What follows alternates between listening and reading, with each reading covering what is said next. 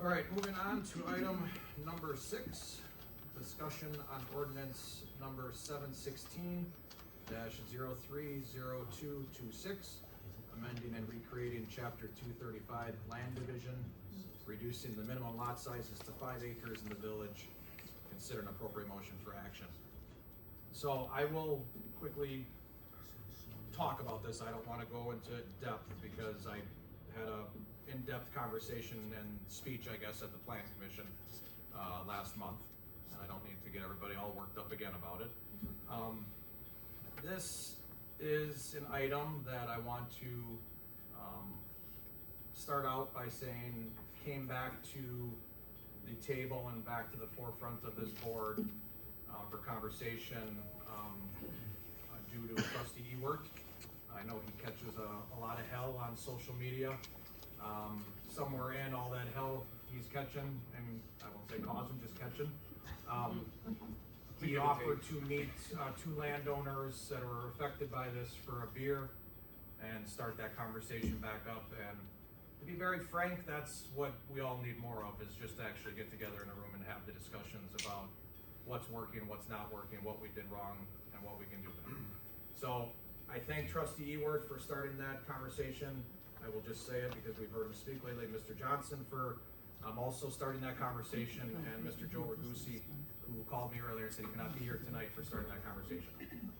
So basically, without getting into the history of this, back in early 2022, after an incorporation attempt at the town of Waterford, this board, minus Kelly Dunham, she was not here at the time, and I believe Pat Goldhammer recused himself of that vote. I could be wrong, but I believe you did. I recused, and one I said I voted no. So Okay. It was a no vote and a recuse. So, thank you for that confirmation in history. The rest of us, I'm not going to speak for all of them, but I kind of left that day, and then months later and time later, just feeling kind of odd about what we did that day, and understood the reasons at the time was to try to get back at our neighbor, to be punitive, to be petty, to try to have something to hold against them. And in the time, it maybe was just the heat of the moment that led to all that, and for better or for worse, it was the wrong decision. May I? Sure. Going back into history, it was very touchless, I guess, between the town and the village, and we thought we were doing something to the town when in fact it hurt the citizens of the town, and that was the last place I ever wanted to be. And that's the one vote I truly regret on this board. And I appreciate you saying that, because I did want everybody to have input at some point on the topic. I can see the passion and the enthusiasm emotionally in you that it was the wrong decision. I think the board members at the time feel the same. So that being said, we then attempted to use that as leverage to work on a boundary agreement with the town of Waterford, and we made great strides on a boundary agreement, and for reasons that we don't need to dissect anymore, we just did not get to the finish line with a boundary agreement. And I'm in hopes that we will. I do know at my meeting, or the meeting last month with the Planning Commission, I did get a little vocal about the town chair and called him out, and he did let me know he did not overly care for that. But sometimes we all need to be called out, and I think it did lead to some good and better conversation on the topic, that once we choose to act on this, the town chair and the town board will step up to the plate, and we will work on a boundary agreement again, and hopefully do something that's excellent for both communities. That being said, I also want to thank Kelly Dunham for making the time to meet with property owners, walk their property, get caught up to speed on a topic that she walked into and had nothing to do with. So I think that's a testament to the appointment to that seat. That's leadership working, that is actually learning about what is going on instead of just coming up here and making a vote. That was very important. I also enjoyed the time I had walking with the property owners. Things on paper look good, things sold by people sound good, but until you actually take the time to do your research on your own, meet the people it truly affects. Andy's absolutely right. we make a decision that is reactionary, that is punitive, that is petty, that is snap back to our neighbors, and it didn't hurt us in any regard. It hurts the people who actually live in that community. Shame on us. So we are fortunate enough that we have leadership on this board that realizes we made a wrong decision and is willing to correct the decision. So I'm gonna get to the point here quick. This was not acted on at the Plan Commission meeting, even though I did ask Chair Houston to discuss it, to bring it up for some type of anything, and it did not. So when that did not happen, the ordinance change potentially that would happen with this vote was not posted in time to take that vote tonight. So in full transparency of not making any mistakes in this process, we are gonna post everything properly, wait the statutory time that post has to happen, and then we are gonna bring it back for a vote here. I would like to have that vote potentially March 2nd. We will discuss that if that works for everybody later. I would like to have that vote March 2nd because that will hopefully make things move forward with the boundary agreement on March 9th. So that is where that stands.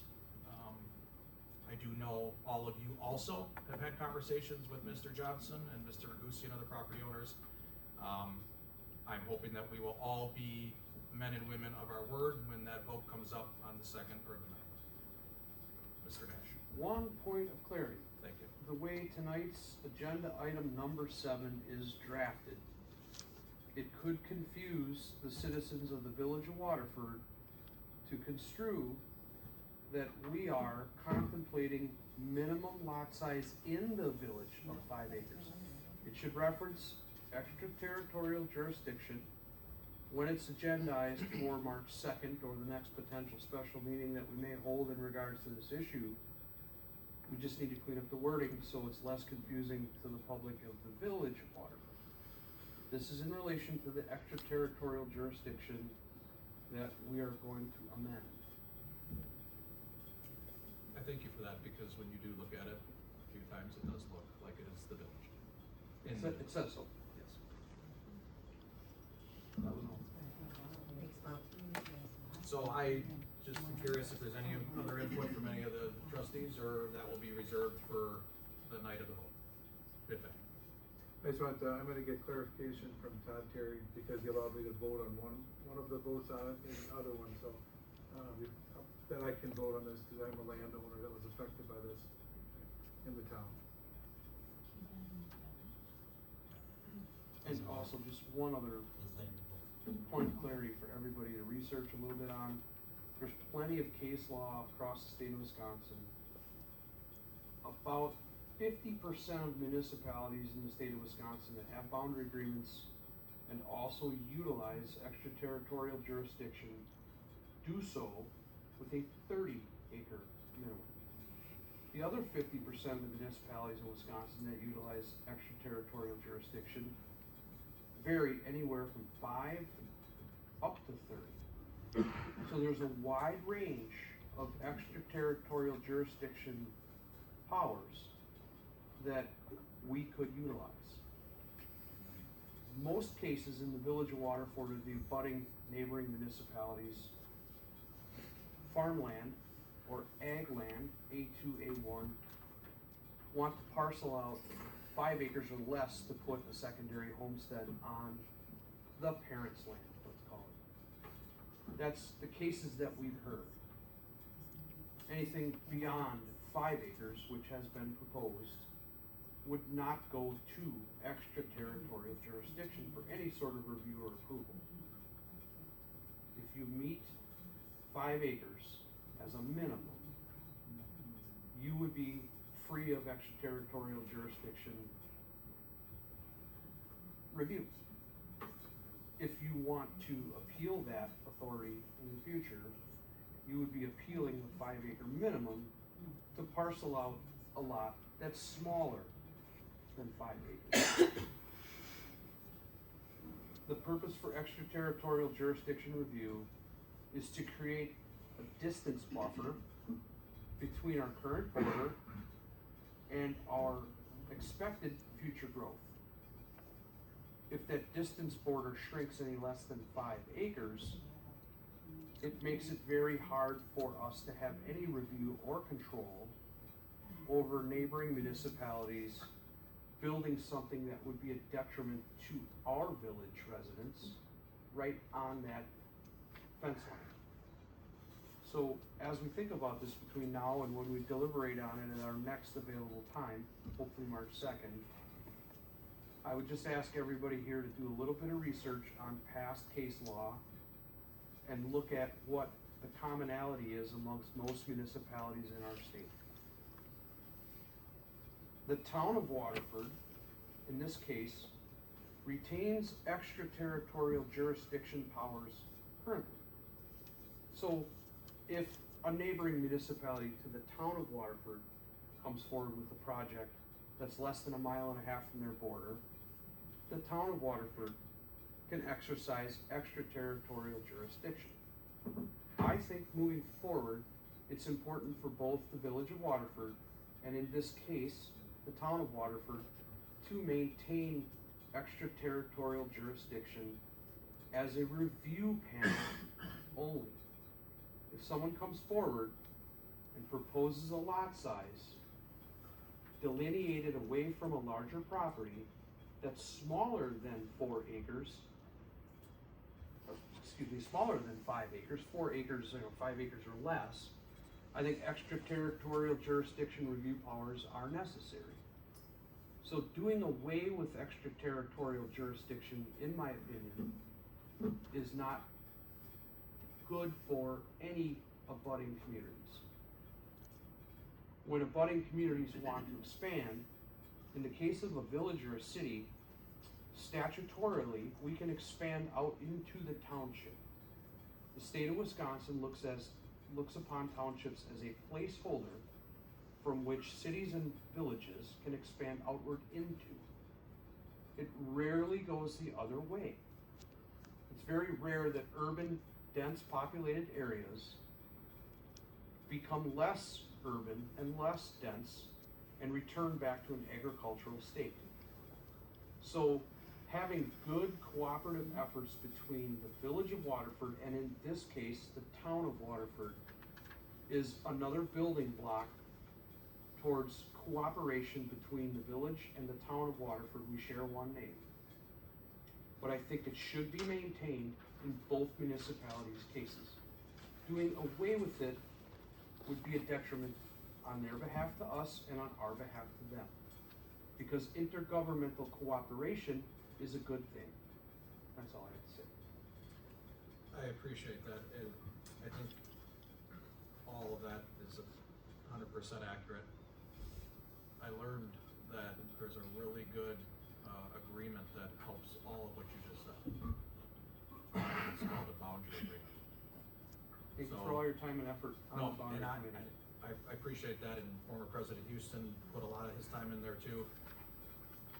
It's the right thing to do for the shared name water. And this is the right thing to do in this situation.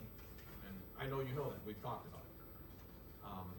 This starts the healing process and the trusting process to get that boundary agreement accomplished. And I know people have been doubting myself and Tim that that's gonna happen.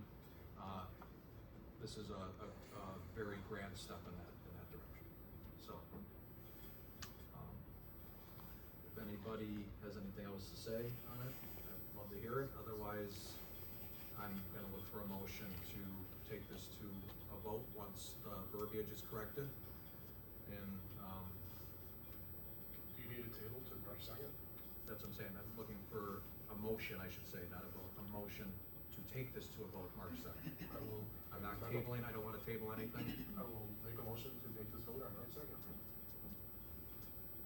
Have a motion, I'm looking for a second. Second. I have a second. Any other conversation or questions regarding this? Yes, Bob? Sorry, but I also believe that between now and when this board takes this vote, in good faith with our neighboring community, in this case, the town of Waterford, we need to have a line item discussion in our boundary agreement in which we talk about eliminating ETJ. I believe in good faith, we should have a conversation about revising that line item to maintain ETJ at both levels. Because as these cases get smaller and smaller and smaller, that fence line is gonna creep up fast.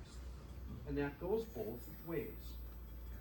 So I believe that a good faith conversation with our counterparts in the town is necessary to have prior to us taking that vote, so we can vote on ETJ ordinance in concert with the ETJ line item in our boundary agreement as written right now.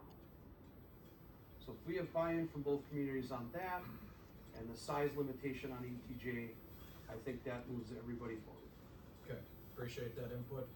For clarification, I will state that if the boundary agreement comes back up for conversation, that document will be totally revised from top to bottom, and all these items will be revisited and rediscussed. Okay, great. That document is not just gonna be thrown back out there and say, hey, we're ready to go.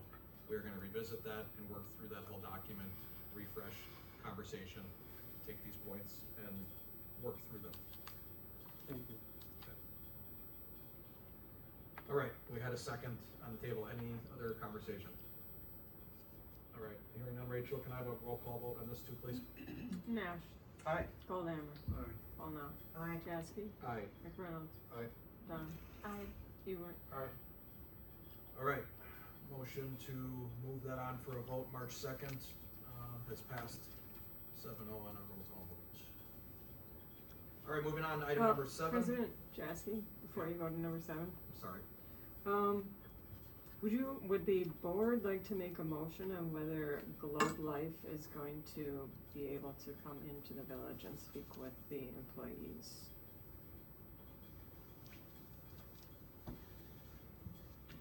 is that an agenda item?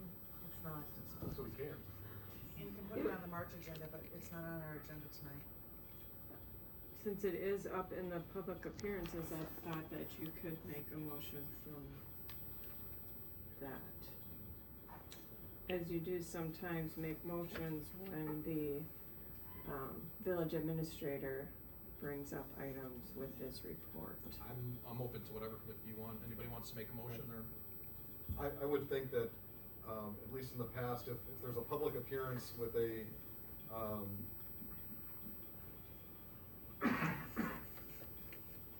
giving us information on a subject, if it's not in new business, looking for a motion that we can, and I would make a recommendation that this go to personnel. We did already.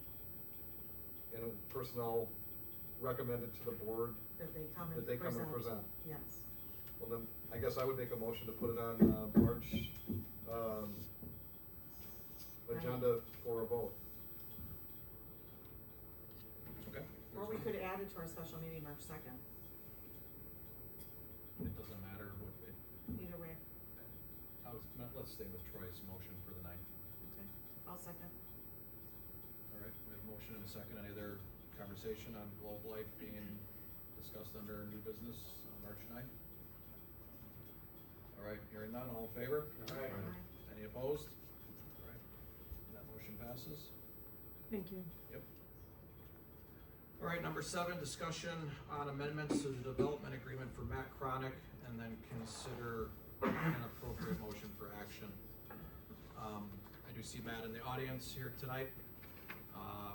We had Matt before this board, November 24th of last year, 2025. He had presented his development agreement at that time, a few weeks earlier, to Administrator Jackson, and somewhere in that, that got presented to, or provided to us and presented to us for vote on November 24th. My understanding from Mr. Kranich is he wasn't necessarily aware that that chicken scratch draft was gonna be thrown to us, but it was. So not a lot has changed. He has had that development agreement revised through his lawyer and updated, and just a lot of variety of verbiage cleaned up.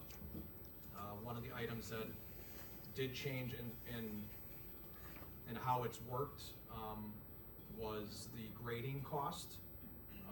roughly $40,000, that we agreed upon in November to reimburse, Mr. Kranich because of the way we left the lot when we put in the infrastructure. I know there's some debate on how it could be graded or not graded. I am not in that profession, so I don't have any input. But it does need to be graded quite significantly, is my understanding. At the time we approved the development agreement in November, we were going to pay that cost back of $4,000 a year over 10 years for a total of $40,000. The change, aside from verbiage and cleanup in the development agreement from the legal end, is Mr. Kranich is looking to have that $40,000 reimbursed within 30 days after the work is done and invoices are submitted to the village. I will go on record right off the bat as saying I don't have a problem with that. We were going to pay him back either way. Again, like I said in November, this is a project that needs to get done. It needs to get to the finish line. We thought it was in November. It's back here for this amendment to it and approval, or questions or kickback for what needs to be done. We need to get this moving. He needs to close and he needs to start the project. So that's where I'm at. If I'm missing anything in there, Matt, if you want to come up or have anything to say, if you don't, I don't know if anybody has any questions for you. That's pretty much the gist of what is the update in this agreement. There's a little more history about, but I don't think it's necessary unless anybody has questions as to, why the request for change.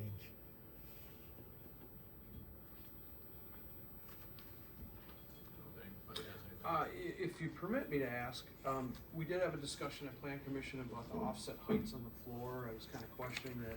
It works out for you and it's great, and I love the building, and I want to see the project move forward with expedience.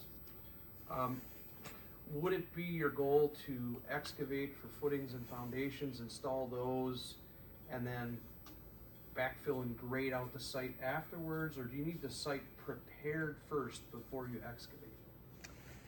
The 40,000 is just basically to prepare it for then everything else you said. The grading bill's over $100,000. That was the dollar amount just to get it to be ready for improvement. Has the excavator in question decided if it's gotta be a cut and fill on the lot, or is there a hauling allowance attached to that? Will there be, off-site loading off loads of spoils? That's the load out, the 40,000 That's the load out. to the lot 10. So it's trucking service. Yeah, pretty much. Yeah. We all agreed upon this in November. I understand. So I'm not going back on the Yeah. agreement, I'm just asking questions related to Absolutely. how this plays out at this point. Absolutely. Yeah. And we are allowing that to be trucked over to lot 9, or 10, sorry, that the village still owns. So the trucking it's not being hauled further for a much larger cost. Right. So we've tried, I feel, the best we can, both parties, to work this to an agreeable spot. I did give Matt, kind of a shout out in November that he's a dot the I, cross the T kind of guy. I think this is evident that I wasn't lying to anybody. He dots his I's and crosses his T's 40 times, and the rest of us do it twice. So, and that's a compliment, Matt. Yeah. But I want to see this project move forward. I think the village does, Plan Commission. This has been around. We're pushing calendar years now. Yeah.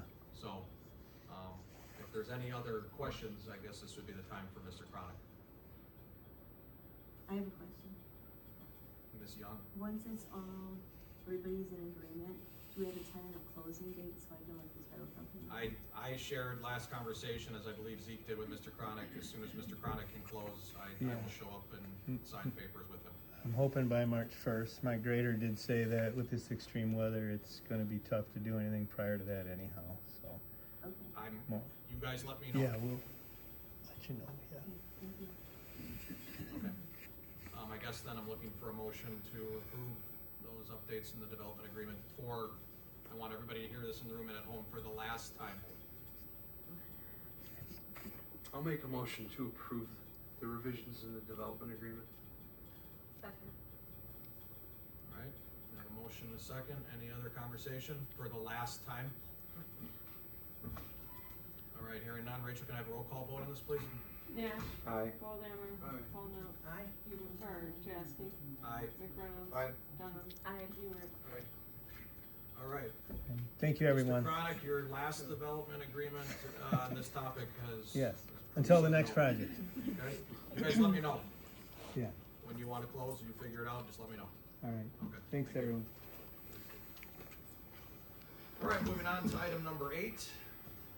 Consider a motion to convene into executive session pursuant to Wisconsin State Statutes, section 19.85, 1 for C, governmental, considering employment, promotion, compensation, or performance evaluation data of any public employee over which the governmental body has jurisdiction or exercises responsibility. And, as it's stated on the agenda in full transparency for everybody here and at home, we will be discussing the executive administrator search and administrative leave for an EMS department employee. So that being said, I'm looking, Motion to go into closed session. have a motion. Second. Have a second? Nash. Aye.